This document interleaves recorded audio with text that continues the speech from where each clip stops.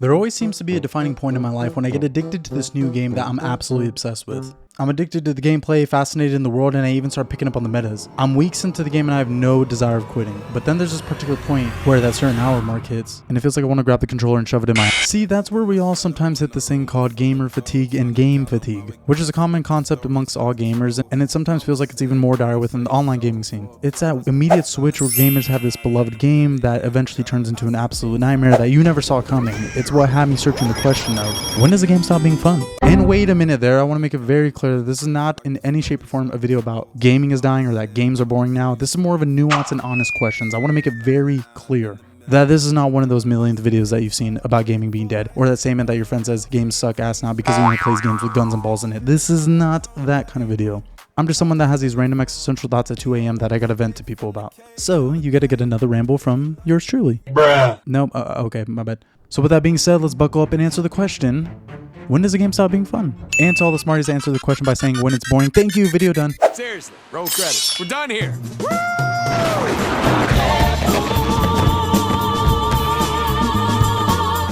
But you see, things don't roll that easy at the old CPB overthinker train we got going on over here. No, you're gonna buckle up, you're gonna sit down, you're gonna listen, and you're gonna like it.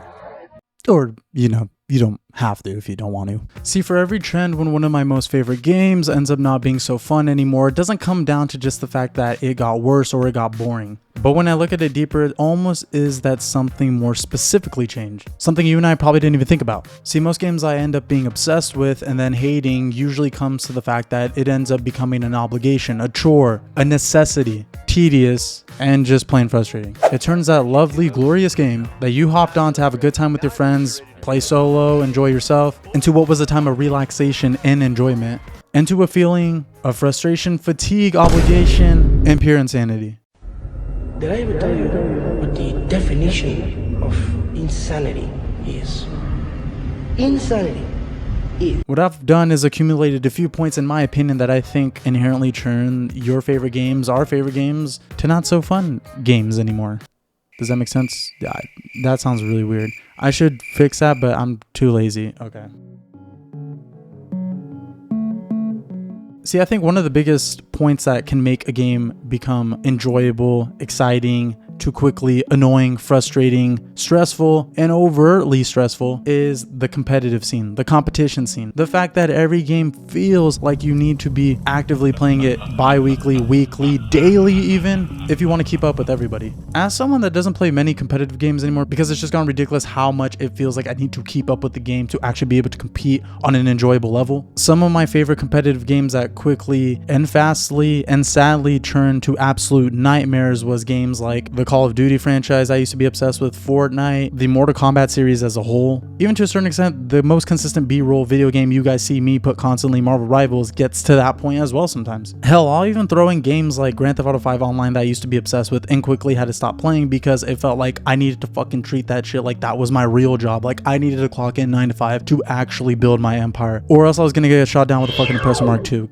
Constant. See, it's a certain thing where I noticed with games that you enjoy the competitive nature of it, where winning almost just felt like a positive bonus and an enjoyable factor to the game, ends up making it feel like it's the only thing you need to be striving toward. Because if you don't feel like being a fat gamer chud that needs to focus on the game to its 100% capacity, you're going to get obliterated. You're going to get 0-0'd, you're going to get fucked over, you're going to get slammed, you're going to get bodied, you're going to get beat, you're going to be cooked. To a certain point, that just becomes frustrating, tedious, and quite frankly exhausting. And it turns a game that you used to enjoy having a slight competitive nature to it, that it becomes like you need to be the fucking championship pros. Yeah, that turns a game immediately from being fun to just quite frankly annoying as hell. That's why as I continue to get older, I've just stopped doing the rank modes for games. You think they would help, that they would kind of funnel all these people into this particular pile that here's all the people that want to try hard, and that's fine, go for it. But even those people that are trying insanely hard and ridiculously hard and you know are playing daily end up creeping their way into casuals. How the fuck that happens, I don't know. And things like player-based matchmaking made me leave franchises like Call of Duty entirely.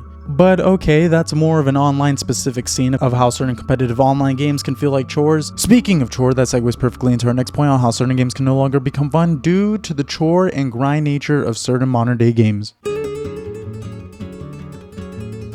As someone that goes for platinums, which I have a video on that you guys can check out, I've always become accustomed to the grind and to kind of absorb and enjoy the grind at certain points. Especially with being a platinum hunter, you kind of need to understand you're going to be playing a game for a specific amount of hours in order to master the game to platinum it, because it's going to ask you to complete its hardest difficulties, collect everything there is to collect in the game, fight all the secret enemies you need to be fighting, and so you got to become a master of the game. But that's always been my enjoyable part to it. But my not so enjoyable part is when the grinding nature just feels tedious, pathetic, repetitive, and just insanely fucking annoying. We're gonna say annoying a lot in this video. See, there's certain games I just refuse to platinum or even 100% or just even play in general because I know it's ridiculously grindy. It's just used there to feel like this progressive chore that you need to constantly be doing to fulfill your little OCD brain perfectly. This has become the entire modern day Assassin's Creed franchise. I just straight up stopped playing that shit after Origins because there was so much shit to do that wasn't even enjoyable shit to do. See, I don't mind when a video game has a plethora of content for you to play and absorb and be in that sandbox. See, that's fun. Games like Cyberpunk 2077, I feel like the substantial content in it is actually fun stuff I actually would like to do.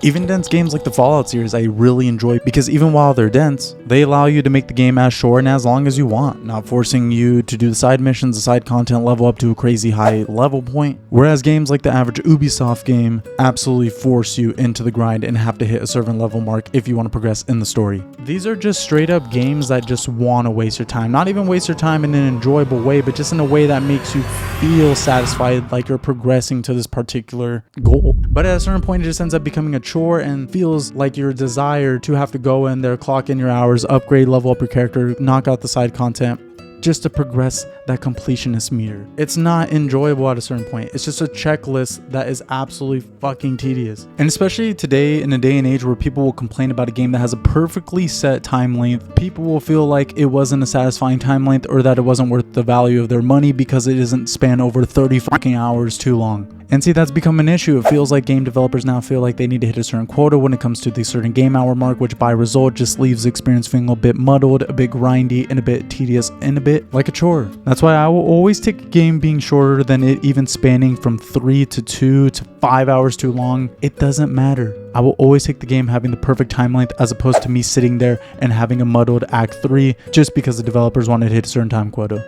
But that desire of time, that waste of time leads me to my next and final point of what can no longer make a game fun. It's no question games have to fight harder than ever for your time. They got to make sure with 1,000 of games out there, their game is your mainstay game. You're going to be clocking in here weekly, daily. You're going to be here, buddy. You're going to enjoy that battle pass. You're going to enjoy that daily objective. Otherwise, you're going to miss that event, that reward, that item, that moment, making you do everything in your ability to never miss out on that moment again. It's that manipulative trick by the developers that no longer makes the game fun. And it's something almost so passive that we don't think about it consciously as we're playing this game consistently. Some of the games that I don't even play, but I know this is a big concept of because either my friends play it or I've even seen it online, like the whole World of Warcraft stuff, Diablo sort of scene, is that sort of game that you have to be on consistently because you got to be there, you're going to miss a thing. Even taking it a little bit back to games like Destiny, I knew my cousin was absolutely obsessed with Destiny 1 and 2, and I remember him talking about raids like this was the second shift that he was almost picking up. I was like, that seems miserable. You're not even going to go to this event because you got to go and clock in for your fucking raid that you're going to be there for a couple hours, sweaty, nutsack hanging, sweaty, grinding for hours to just get that glorious epic loot. It seems so miserable. It was something I could even relate to when I was at a certain point playing certain games to just unlock the battle pass entirely. Fortnite, as I hinted, was a game I just had to cold turkey completely drop because it felt like the game was demanding too much of my time to keep up with the battle pass awards, especially in my opinion with a ridiculous system where you buy a certain battle pass and you're not guaranteed to keep that specific battle pass when the timeline deadline finishes for it. It is completely gone. Like, that's fucked up. The only reason I continue to play Rivals even though it has a battle pass is because you keep all the content if you buy the battle pass itself. You don't got to worry about completing it before the season ends. By result, making you not feel like you're shackled to a certain game, having to complete the battle pass entirely within a certain time frame to justify your bought purchase. That makes me feel significantly better. But I don't know if games like Fortnite have changed that entirely, but it doesn't matter because all other games are implementing systems like daily rewards, daily login rewards, battle passes, and seasonal items that will fade away makes it all feel like you need to be there constantly. But how could you ever be there constantly when you want to enjoy other things in the world, when you want to enjoy other video games? It makes it a complete no-no for me, and the biggest and really the secret hitter for what has made a lot of games boring for me. And it's probably why a lot of people say certain games and gaming is frustrating now, because it feels like you need to be a victim of the grind and a prisoner of the game in order to justify your purchase. But you know what, let's reel this video in and let's get to a point so I can wrap it up and quit rambling as I tend to do. Otherwise, we'll honestly straight up be here all day.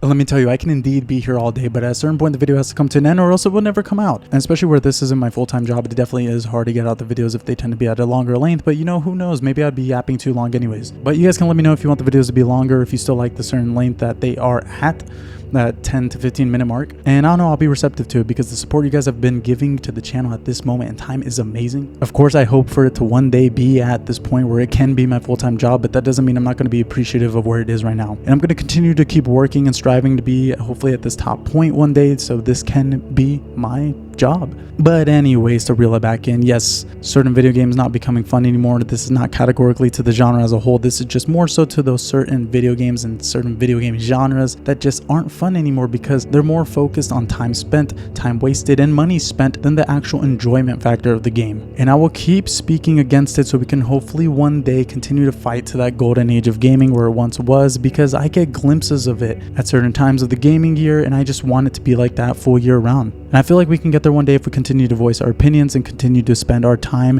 where the better games are as opposed to the worst games. But you know, maybe that's a little too optimistic. Anyways guys, thank you so much for the support you've been giving to the channel. It is what makes me so excited to make the next video and continue to rambling, because I know there are people out there listening to some capacity, which sounds crazy to say. All right, I'm gonna end it before I keep rambling because I'm going on for too long already. Love you guys, bye.